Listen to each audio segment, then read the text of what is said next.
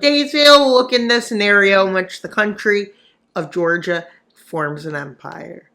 And well, its capital, where is it? Maybe somewhere in there. I think it's right here, although it's really right here, somewhere like, no, that's South Ossetia, a breakaway region. Can't have the capital in a breakaway region. That would be something else. And the first thing they do is go into Armenia. What's the worst that could happen? And well, a lot of good things can happen. Well, nothing bad will happen. Except maybe Azerbaijan will get upset. Just kidding. They will never. Or Turkey. Oh, wait. I think it's better to have Georgia occupy Armenia than Turkey. So that's a plus. It's a plus already. And maybe the problem is just Armenia and Azerbaijan need to be off the map and part of Georgia. And then all the Caucasian problems in the Caucasus regions will be gone. For good. Or will they? With Iran and Turkey forming a pact over the mutual defense against Georgia, I think it's a good idea. Now, Putin's scared of this because the worst person to ever rule Russia, the Soviet Union, was from Georgia. So, like, yeah. Stalin from a different background than the country he led. Explain that one. Every famous person isn't from the country they were famous in. Think of it. And now, with them seeing that Turkey has low defense on its border, but not knowing about the secret pact between them and Iran, they declare war on Turkey. But Turkey tells them to wait a bit before joining to get the troops into their territory. A stalemate still located on the Russia-Ukrainian border, like in our timeline, not faring anything bad. With them occupying to here. But then big bad Iran gets involved. Why big bad Iran? Because, well, they did. And well, big bad Iran invades the south and captures huge swaths, including the Baku oil fields. So Georgia has moved forces away, leading to this being the front line with Turkey. And now they're pushing to Azerbaijan. A re-liberation of Azerbaijan as they move south. And then they decide to do this. And well, they do that. And they encircle the two apart, and now they're cut off. But Turkey launches an offensive along with Iran to try and stop this.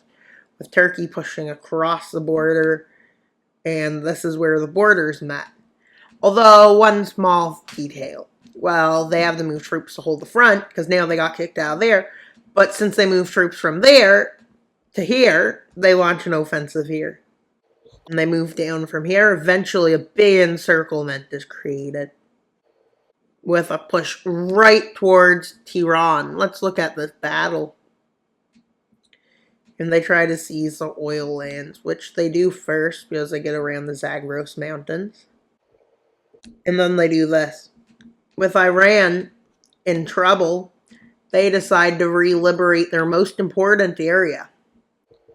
And as they do this, they start moving north to recapture.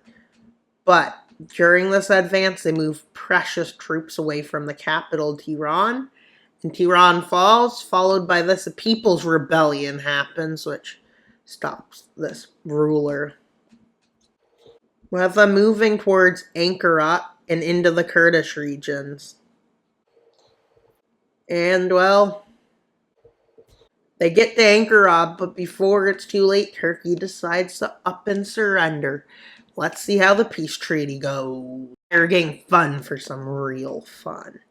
With them declaring war on the Russian Federation, which indirectly means that they have to work with an ally, which realistically is weak.